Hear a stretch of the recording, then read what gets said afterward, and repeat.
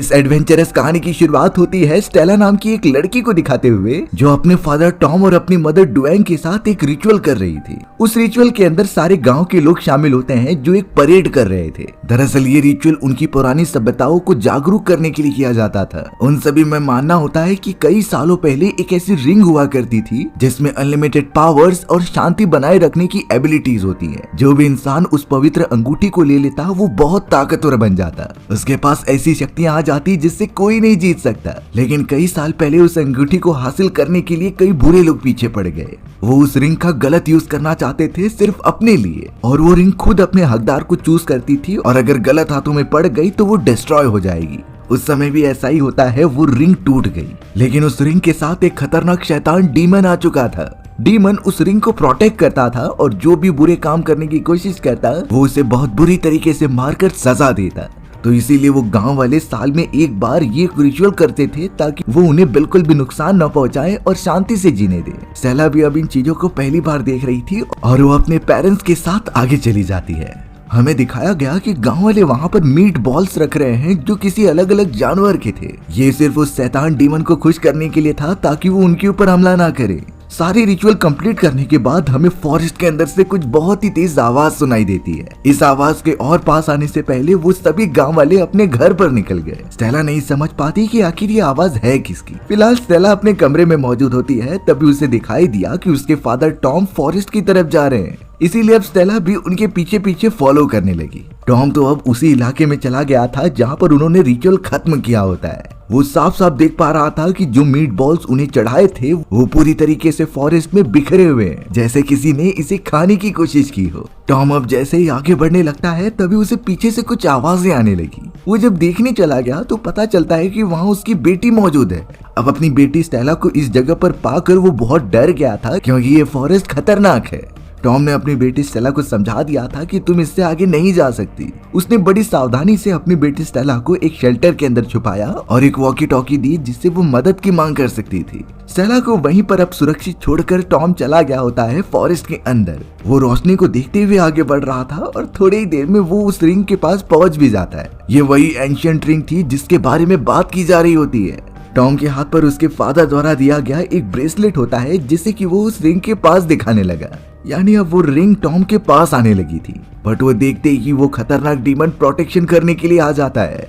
Tom को इस बारे में पहले से पता था तो इसने अपने हाथ में गन ले रखी थी। वो दूसरे हाथ से लगातार डीमन के ऊपर फायर करके उसे दूर रख रहा था। अब उस डीमन के वहां से जाते ही टॉम ने उस रिंग को अपने हाथों पर ले लिया होता है। स्टेला पता नहीं क्यों थोड़ी सी डरने लगी थी, इसीलिए वो वापस अपने फादर के पास भाग कर आती है। बट शॉकिंग बात ये थी कि स्टेला को टॉम कहीं नहीं दिखाई दे रहा था। अचानक उस रिंग के अंदर से रोशनी निकलने लगी और कई सारी डेड बॉडीज चारों तरफ गिरने लगती हैं। ये वो लोग थे जो बहुत ही बुरी तरीके से रिंग को पाने के चक्कर में अपनी जान गंवा बैठे। शायद अब टॉम भी उन्हीं लोगों में शामिल हो चुका है, यानी कि वो मर चुका होगा। स्टेला इससे इतना ज्यादा डर गई कि वो वहाँ शेल्टर में जाकर छुप जाती है और वॉकी टॉकी पर किसी से मदद मांगती है। पर वो सारे डेड बॉडीज चारों तरफ गिरते जा रहे थे जिससे स्टेला और ज्यादा डर गई और वहाँ से भागने लगी।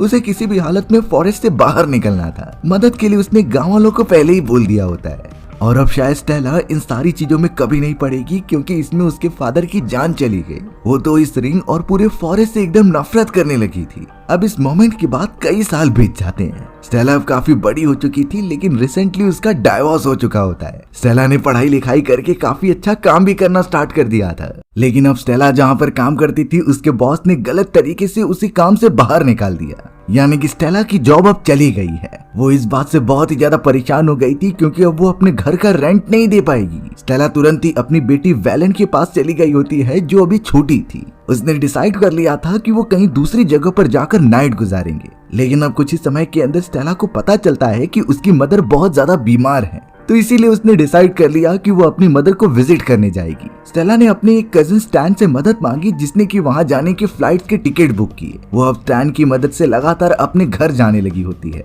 स्टेला इतने सालों बाद उस गांव में वापस आ रही थी जिससे उसे काफी एक्साइटमेंट भी हो रही होती है। ट्रेवल करते समय स्टेला को अपने बचपन का समय याद आता है जब वो उस फॉरेस्ट से घर पर भाग कर आई थी। स्टेला अपने फादर टॉम से मिलना चाहती थी लेकिन उसके अंकल जिसका नाम डुएंग होता है वो उसे रोक रहे होते हैं कि तुम्हें वहाँ पर नहीं जाना चाहिए। शायद अब टॉम मर चुका है और कभी वापस लौट कर नहीं आएगा। बट स्टेला किसी भी हालत में अपने फादर को ढूंढना चाहती थी। अब प्रेजेंट टाइम पर स्टेला अपनी बेटी वैलेन को लेकर अपनी मदर के पास आ गई। स्टेला की मदर बहुत ही ज्यादा क्रिटिकल कंडीशन में थी क्योंकि उन्हें एक अनजानी बीमारी हो चुकी होती है। स्टेला अपनी मदर से मिल तो रही थी लेकिन वो अभी भी कह रही होती है कि तुम्हारे फादर जिंदा हैं, उन्हें जाकर जल्द से जल्द बचा लो, नहीं तो वो कभी वापस लौट कर नहीं आ पाएंगे। अब स्टेला समझ रही होती है कि शायद उसकी मदर की तबीयत खराब है, इसीलिए वो ये सारे विजन देख रही थी, तो वो उसे आराम करने के लिए वहीं पर छोड़ देती है। हमें पता चला कि अब स्टेला के अंकल उसका पुराना घर खरीदना चाहते थे, लेकिन स्टेला और उसकी बेटी ने डिसाइड किया था कि जब तक उसकी मदर ठीक नहीं हो जाती तब तक वो इसी जगह पर रहेगी। यानी वो अपनी मदर की बहुत केयर करना चाहती है। स्टेला की मुलाकात अपने अंकल की बेटी कॉन्ग से हो रही थी, लेकिन सबसे चौंकाने वाली बात ये होती है कि जब स्टेला एकदम छोटी थी तभी भी कॉन्ग इतने ही एज का दिखता था। उसके एज और हैंडसमनेस में जरा भी फर्क नहीं आया होता, पर ये बायोलॉजिकली कैसे पॉसिबल है यही स्टेला को नहीं समझ रहा था। वो इसके पीछे का राज जानना चाहती थी। स्टेला अब याद कर रही थी कि बचपन में वो रेडियो पर अपने फादर से बात करने की कोशिश करती थी, लेकिन उस समय उसे ज्यादा दिमाग नहीं होने की वजह से वो उन्हें रिप्लाई नहीं करती। इसीलिए अब स्टेला उसी रेडियो फोन्स की मदद से अपने फादर की आवाज सुनती है। लिटरली स्टेला के फादर उससे कम्युनिकेट करने की कोशिश करते थे। कुछ ना समझने के कारण वो अपनी मदर के पास गई और सच्चाई पूछने लगी। स्टेला की मदर साफ कह देती है कि तुम्हारे फादर एक अलग ही डायमेंशन में फंस चुके हैं और ये डायमेंशन उस प्राचीन रिंग से जुड़ा हुआ है। यानी कि स्टेला को किसी भी हालत में उस रिंग तक पहुंचना होगा और उसके लिए वो प्राचीन ब्रेसलेट लेना होगा। पता करने पर स्टेला और स्टैन को पता चला कि ये ब्रेसलेट तो उसके अंकल के पास मौजूद है। तो स्टेला अपने अंकल के बेटे कॉन्ग के पास चली गई और उससे कैसे भी मनाने लगी कि वो ब्रेसलेट मुझे चाहिए। शुरुआत में तो कॉन्ग इसके लिए राजी नहीं होता, पर बाद में वो अपने अंकल के घर से वो चुरा कर लेकर आ जाता है। अब ब्रेसलेट मौजूद होने के कारण स्टेला, स्टैन और कॉन्ग निकल पड़े थे फॉरेस्ट के अंदर। स्टेला ने अपनी बेटी वैलेन को एक गाड़ी के अंदर बंद करके रखा था ताकि उसके ऊपर कोई हमला न कर सके। स्टेला की पूरी टीम जब धीरे धीरे आगे बढ़ रही थी तो उन्हें बहुत ही अजीब तरीके के सर्कल्स दिखाई देते हैं। ये सर्कल कोई इंसान नहीं बना सकता क्योंकि ये सब बड़े पैमाने पर फैले हुए होते हैं। अचानक अब वैलेन स्टेला को कॉल करके बताने लगी कि मेरी कार के बाहर कोई लेडी मौजूद है, लेकिन स्टेला इसकी बात का विश्वास नहीं करती और अपनी बेटी को वहीं रहने के लिए कहती है। हम रियलिटी में कार के पास एक लेडी को देख रहे थे।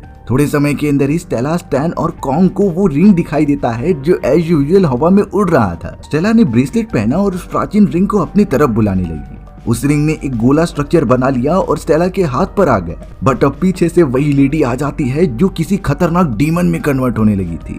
यानी कि ये उस रिंग की प्रोटेक्टर है जो सालों से इसी जगह पर मौजूद होती है। स्टेला को वो रिंग मिल चुकी थी तो वो स्टैन और कॉन्ग के साथ वहां से भागने लगी, बट वो खतरनाक डीमन क्रिएचर अपने असली फॉर्म में आ चुका था और उनके ऊपर हमला करने के लिए बढ़ता है। कॉन्ग के पास गन होती है, इसीलिए उसने तुरंत ही उसे शूट कर दिया। उस डीमन को चोट लगने की वजह से वो थोड़ा कमजोर हो जाता है, बट उसने कॉन्ग पर ही हमला कर दिया था। स्टेला और स्टैन किसी भी तरीके से कॉन्ग को गाड़ी में बिठाते हैं और वहां से भागने की तैयारी करते हैं। वो दोनों वहां से निकल रहे थे और दूसरी तरफ से स्टेला के अंकल वहां पर आ रहे थे। यानी कि उन्हें पता चल चुका है कि स्टेला और ये सब मिलकर क्या करना चाहते हैं। फिलहाल के लिए स्टेला स्टैन की बात मानकर एक अबैंडन मिलिट्री प्लेस के अंदर चले जाते हैं। वहां पर सोच रहे थे कि वो सब सुरक्षित रहेंगे, बट ये उनकी गलत फहमी थी क्योंकि कुछ ही समय में उन पर अटैक होने वाला है। चारों अंदर जाने के बाद उस एंशिएंट रिंग को अच्छे से देख रहे होते हैं। कॉन्ग ने अब जल्द से जल्द वहां की इलेक्ट्रिसिटी सप्लाई ऑन की तो उन्हें पता चला कि वहां पर एक बहुत ही बड़ी मशीन मौजूद है। ये मशीन किस तरीके से काम करती है उन्हें बिल्कुल नहीं पता था, पर स्टेला ने जब थोड़ी रिसर्च की तो वहां पर ब्रेसलेट जैसा निशान बना हुआ था। शायद इससे यही पता चल रहा होता है कि उसे वो अपने हाथ में मौजूद ब्रेसलेट वहां पर लगाना है। स्टेला तुरंत ही ऐसा कर देती है और उस ब्रेसलेट को वहां पर माउंट कर देती है। ऐसा करते ही अचानक उनके सामने रेडियो में कुछ आवाजें आने लगी और एक होलोग्राफिक बॉल मूव करने लगा था। अल्टीमेटली ये पता चला कि ये आवाजें किसी और की नहीं बल्कि स्टेला के फादर टॉम की हैं। वो किसी दूसरे डायमेंशन से उससे बातें करने की कोशिश कर रहे थे। स्टेला आखिरकार बिलीव कर लेती है कि उसके फादर मरे नहीं थे बल्कि वो जिंदा हैं। स्टेला को सब समझ में आने लगा कि कैसे जब वो छोटी थी तो उसके फादर रेडियो पर उससे बात करने की कोशिश करते थे। स्टेला के फादर टॉम ने ये बताया कि जिस समय वो इस मैजिकल रिंग का यूज कर रहा था तभी एक धमाका हुआ। वो रेडिएशन चारों तरफ फैल गई थी और अचानक वो अपने आप को किसी दूसरे डायमेंशन में पाता है। टॉम तो किसी एडवांस सिविलाइजेशन के स्पेस क्राफ्ट के अंदर था जो बहुत ज्यादा फ्यूचरिस्टिक दुनिया की होती है, और तो और ये एक ऐसा डायमेंशन था जहां पर 1 मिनट पृथ्वी के 1 साल के बराबर है। यानी पृथ्वी पर 30 साल बीत चुके हैं पर टॉम को अभी 30 मिनट ही लग रहे हैं। थोड़ा होलोग्राफिकली पता चलने के बाद ये आइडिया होता है कि ये machine basically future and past में ट्रेवल करने के लिए बनाई गई थी। इसकी मदद से कोई भी इंसान चुटकियों में कहीं भी जा सकता है। लाइट की स्पीड से भी ट्रेवल करना पॉसिबल इस मशीन से ही हो पाया था। बट लास्ट टाइम के डिस्ट्रक्शन के कारण इसमें जो कई सारे रिंग्स मौजूद होते हैं जो इसे स्टेबलाइज करते थे, वो दुनिया के अलग अलग हिस्सों में चले गए और जब तक उन हिस्सों को एक साथ जोड़ नहीं दिया जाता तब तक वो टॉम को बाहर नहीं निकाल पाएंगे। स्टेला ने तो ये डिसाइड कर लिया था कि चाहे कुछ भी हो वो अपने फादर को बचा कर रहेगी। उन्हें से बिखरे हुए टुकड़ों को एक साथ जोड़ना है और इस पूरी डिवाइस को कंप्लीट करना है। कॉन्ग और स्टैन भी इस बात से राजी हो गए थे और वो उसकी मदद करने चले जाते हैं। सबसे पहले वो लोग एग्जिस्टिंग रिंग का यूज करके उसके एक टुकड़े के पास चले जाते हैं जो कि पास्ट में मौजूद था। ये वो समय होता है जब इंसान फॉरेस्ट में रहा करते थे और अपनी जिंदगी बड़ी मुश्किल से काट रहे होते हैं। जैसे ही वो दोनों जगह पर पहुंचे तो वहाँ उन्हें कई सारे रिंग्स के पार्ट फ्लोट करते हुए दिखाई दे रहे थे। बट तभी उन्हें दूर से कुछ लोग भागते हुए आते दिखाई देते हैं। बाद में पता चला कि ये सब तो ज़ॉम्बीज हैं। उनसे बचने के लिए अब सभी दूसरी तरफ भागने लगे, पर वो एक टेरिटरी थी जो उस रिंग ने क्रिएट की होती है। यानी जब भी रिंग की मदद से टेलीपोर्ट किया जाएगा तो वो अपने चारों तरफ एक रेडियस में शील्ड बना देगी। ना ही इसमें से कोई अंदर आ सकता है और ना ही बाहर जा सकता है। सारे ज़ॉम्बीज बाहर की तरफ ही रह गए जिससे उनकी जान बच जाती है। अब स्टेला जहाँ भी रिंग को लेकर जाएगी उसके चारों तरफ ये शील्ड ऑटोमेटिकली क्रिएट हो जाएगी। स्टेला और बाकी लोगों को पता था कि अगर उन्हें रिंग का दूसरा पार्ट लेना है तो यहाँ के लोगों का भरोसा जीतना होगा। वो सभी मासूम लोगों के सामने आ जाते हैं और उन्हें खाने पीने की चीजें प्रोवाइड करते हैं।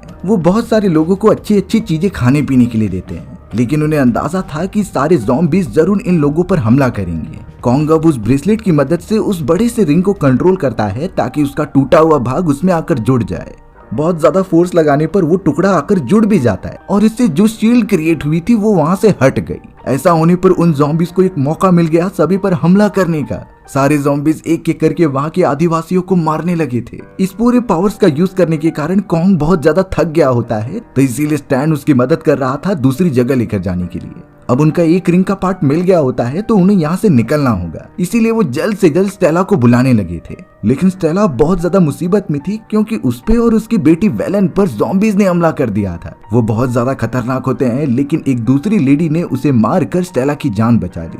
कई सारे ज़ॉम्बीज इतनी बुरी मात्रा में फैल गए थे कि वो लोगों को खत्म ही कर देते हैं। कॉन्ग और स्टैन तो स्टेला को तुरंत बुला रहे थे, इसीलिए स्टेला भागते हुए चली जाती है ज़ॉम्बीज से दूर जाते हुए। स्टेला ने तो अपने हाथ में अपनी बेटी का हाथ पकड़ा और तुरंत ही उनके पास जाकर टेलीपोर्ट हो गई। वो सभी वापस से प्रेजेंट टाइम में शिफ्ट हो जाते हैं। बट चौंकाने वाली बात थी कि स्टेला अपनी बेटी को नहीं बल्कि वहाँ के आदिवासियों के एक बच्चे को उठाकर लेकर आ गई है। उसकी बेटी वेलेन तो वहाँ की किसी आदिवासी लेडी के पास मौजूद थी। स्टेला किसी भी हालत में पास में वापस जाकर अपनी बेटी को बचाना चाहती है, बट स्टैन और कॉन्ग उसे समझा रहे थे क्योंकि ये खतरनाक हो सकता था। वहाँ जाने के कोऑर्डिनेट्स हमें नहीं पता है। स्टेला बहुत ज्यादा रोने लगी थी। कॉन्ग ने तो स्टेला को वो रिंग दे दी होती है और उसे फुल परमिशन प्रोवाइड की कि तुम जो चाहे वो कर सकती हो। बट अचानक अब वहाँ पर स्टेला के अंकल आ जाते हैं। उन्होंने तुरंत ही सभी के ऊपर गन पॉइंट कर दिया और कहा कि ये रिंग मुझे दे दो, तुम सभी इसका बहुत गलत तरीके से यूज कर रहे हो। पर स्टेला उन्हें समझाने लगी कि इसका कोई गलत काम नहीं किया जा रहा है। स्टेला तो अब सभी को लेकर बाहर की तरफ आ गई और उसे चारों तरफ फैले हुए स्केलेटन्स दिखाए। स्टेला के अंकल सच्चाई बताते हैं कि तुम उस रिंग को किसी दूसरे डायमेंशन में लेकर गई थी, इसी वजह से जो डीमन उसे प्रोटेक्ट करता था वो यहाँ पर तबाही मचाने लगा। लेकिन स्टेला बताती है कि वो सिर्फ अपने फादर को वापस लाना चाहती है। स्टेला के अंकल ने अब गन निकाल ली थी और उसे शूट करने का धमकी दे रहे होते हैं। वो किसी भी हालत में इस रिंग को छीनना चाहते थे, बट कॉन्ग वहाँ पर बीच में आ जाता है और उसके अंकल को पकड़ता है। तब तक स्टेला ब्रेसलेट की मदद से उस रिंग को एक्टिवेट कर रही थी। धीरे धीरे वो टेलीपोर्ट होने की कगार पर होती है, लेकिन उसके अंकल बार बार हमला कर रहे थे। कॉन्ग और स्टैन तो जाकर उसे रोकते हैं और कॉन्ग ने तो उसकी गन भी छीनने की कोशिश की। अचानक एक शूट हुआ जो दोनों में से किसी को जाकर लग रही थी, पर यहाँ तब तक स्टेला स्टैन और उस लड़के को लेकर वहाँ से टेलीपोर्ट हो गई। बाद में पता चला कि स्टेला टेलीपोर्ट हो चुकी है बहुत ही एंशिएंट जमाने में, जहाँ बहुत सारे गैंगस्टर्स उन दोनों को गन लेकर घेरे हुए थे। दोनों कुछ समझ पाते इससे पहले उन्हें बेहोश करके वहीं रख दिया गया। स्टेला और स्टैन को जब होश आता है तो वो अपने आप को बंधा हुआ पाते हैं। उस जगह पर जितने भी गैंगस्टर्स मौजूद थे वो अब आकर स्टेला से कह रहे होते हैं कि हमें उस रिंग को यूज करना सिखाओ। हमें उस रिंग की मदद से चारों तरफ एक ऐसी शील्ड बनानी है जिससे कोई बाहरी खतरा ना हो। वो सब शांति से अपनी जिंदगी बिताना चाहते थे, बट गवर्नमेंट और कई सारे मॉन्स्टर्स इस पूरी जगह को डिस्ट्रॉय करना चाहते हैं। दरअसल ये वो समय चल रहा था जब एक बहुत ही बड़ा मॉन्स्टर सिटी में आकर तबाही मचा रहा होता है। कई सारे कंट्री वाले एक साथ जुट जाते हैं अपनी आर्मी फोर्सेस उससे लड़ाई करने के लिए। कोलैबोरेटिव वर्क करने के कारण वो उस बड़े से मॉन्स्टर को मार गिराने में कामयाब हुए और उन सभी को ऐसा लगने लगा कि अब उन्हें कोई खतरा नहीं है। लेकिन सोल्जर्स फिर भी चाहते थे कि वो उस एंशिएंट रिंग की मदद से पृथ्वी के चारों तरफ प्रोटेक्टिव शील्ड बना दे। कुछ समय तक तो सारी चीजें ठीक रही, लेकिन सोल्जर्स फिर भी चाहते थे कि वो उस एंशिएंट रिंग की मदद से पृथ्वी के चारों तरफ प्रोटेक्टिव शील्ड बना दे। कुछ समय तक तो सारी चीजें ठीक रही, लेकिन अचानक ही पृथ्वी के एनवायरनमेंट में एक ब्लैक होल ओपन हो जाता है। इस ब्लैक होल के अंदर से उस रिंग का टूटा हुआ एक पार्ट भी नीचे गिरा था, पर उसके साथ साथ लैंड होते हैं कई सारे क्रिएचर्स और डायनासोर्स। ये सारे डायनासोर्स और क्रिएचर्स चारों तरफ तबाही मचाने लगे होते हैं। वो किस हिसाब से उन्हें प्रोटेक्ट करे कुछ समझ ही नहीं रहा था। यहाँ उन गैंगस्टर्स के सामने स्टेला बताती है कि ब्रेसलेट उसका गायब हो चुका है। ब्रेसलेट के बिना वो रिंग को कंट्रोल नहीं कर पाएगी। अच्छी बात तो ये होती है कि सारी चीजें उन गैंगस्टर्स ने प्रोटेक्ट करके रखी थी। वो चाहते थे कि स्टेला उनके लिए वो मशीन क्रिएट करे और उसी की मदद से वो सारी कंडीशन ठीक करेंगे। सभी उस मैकेनिकल मशीन के पास चले जाते हैं जहां पर स्टेला और उसके साथी पहले गए थे। उन्होंने कई बार ट्राई किया था मशीन की मदद से उस रिंग को एक्टिवेट करने का, पर ऑब्वियसली जब तक उसके सारे पार्ट कनेक्ट नहीं होंगे तब तक वो रिंग काम नहीं करेगी। वहाँ प्रेजेंट टाइम में कॉन्ग और स्टेला के अंकल आपस में लड़ाई कर रहे थे तो स्टेला के अंकल को गोली लग जाती है। वो मरने से पहले कॉन्ग से कुछ इम्पोर्टेंट बात कर रहे थे। स्टेला के अंकल ने कहा कि कई साल पहले जब मिलिट्री फोर्सेस को ये रिंग मिली थी तो वो इसके ऊपर एक्सपेरिमेंट करते थे कि कैसे इसे टेलीपोर्टेशन किया जाए। इसके लिए वो कई सारे हॉस्टेजेस को पकड़ते थे और उनके ऊपर फोर्सफुली एक्सपेरिमेंट करते थे। उन्हीं सारे हॉस्टेजेस में स्टेला के अंकल को भी पकड़ लिया गया। वहाँ स्टेला के अंकल के साथ सिन नाम की एक लेडी भी मौजूद थी जिन्हें टेलीपोर्ट किया जा रहा था एक के बाद एक। पर स्टेला के अंकल बिल्कुल भी नहीं चाहते थे कि ये सारी चीजें हों, इसीलिए अब इन्होंने सिन के साथ मिलकर एक प्लान बनाया कि वो उस ब्रेसलेट को हासिल कर लेगी और उस रिंग को कंट्रोल करेगी। स्टेला के अंकल ने पेट दुखने का बहाना बनाया जिससे सभी सोल्जर्स उसकी तरफ आने लगे और यही मौके का फायदा उठाकर सिन उस ब्रेसलेट से लेकर रिंग को कंट्रोल करती है। उसने अब तुरंत ही उसे एक्टिवेट कर दिया और टेलीपोर्ट कर दिया सभी को आइस एज के अंदर। सभी सोल्जर्स भी टेलीपोर्ट हो चुके थे उनके साथ, जो अब पलटवार कर रहे होते हैं, लेकिन स्टेला के अंकल उन्हीं की गन लेकर लगातार हमला कर रहे थे। पूरे प्रोसेस में स्टेला काफी घायल हो चुकी थी। इसी वजह से वो रिंग थोड़ा सा कमजोर पड़ जाती है और उन्हें अलग अलग जगहों पर टेलीपोर्ट करती रहती है। एक ऐसी जगह पर वो भी टेलीपोर्ट हो गए जहां स्टेला और उसके सभी साथी इससे पहले आए थे। रिंग पूरी तरीके से कमजोर होने के कारण जब उसका एक पार्ट नीचे गिरा तो वहां एक वायरस फैल जाता है और इसी वायरस की वजह से प्रेजेंट टाइम पर वो सभी ज़ॉम्बीज में कन्वर्ट होने लगे थे। इवन रिंग एकदम आउट ऑफ कंट्रोल होने के कारण एक धमाका भी होता है। इस पूरे प्रोसेस से एक अलग ही पोर्टल ओपन हो गया था जो शहर में बड़े पैमाने पर फैलता है। ये ब्लैक होल उसी का था जो वो गैंगस्टर्स बात कर रहे थे और उन्हें बिल्कुल आइडिया नहीं कि इसका मेन रीजन स्टेला के अंकल और सिन थे, जिसकी वजह से ये सारी चीजें हुई हैं। सारे सोल्जर्स को मारकर अपने टाइम में वापस आने के बाद स्टेला के अंकल जब सिन को देख रहे थे तो वो बहुत ज्यादा घायल थी, इसीलिए अब उन्होंने थोड़ी रिंग की पावर सिन की बॉडी में डालना स्टार्ट किया। सिन ठीक तो होने लगती है लेकिन उसकी पूरी बॉडी एक क्रिएचर में कन्वर्ट होने लगी। ये वही खतरनाक डीमन क्रिएचर था जो उस रिंग की प्रोटेक्शन करता था, यानी वो खतरनाक क्रिएचर नहीं बल्कि सिन नाम की वो लेडी है। सारी सच्चाई सामने आ चुकी थी जो अपने आप में ही एक कहानी है, पर इन चीजों को ठीक कैसे किया जाएगा ये बिल्कुल आइडिया नहीं था। अगर इसके बारे में पता करना है तो हमें इस कहानी का पार्ट 2 लाना पड़ेगा। आपको अगर पार्ट 2 चाहिए तो कमेंट सेक्शन में लिख देना, मैं जल्द से जल्द इसका पार्ट 2 ला दूंगा। आपको मेरा एक्सप्लेनेशन कैसा लगा कमेंट सेक्शन में बताना भूलना मत, और इसी तरीके की मजेदार वीडियोस देखने के लिए चैनल को सब्सक्राइब एंड वीडियो को लाइक कर दीजिएगा। मिलते हैं इसी तरीके की मजेदार वीडियोस में, तब तक के लिए बाय बाय।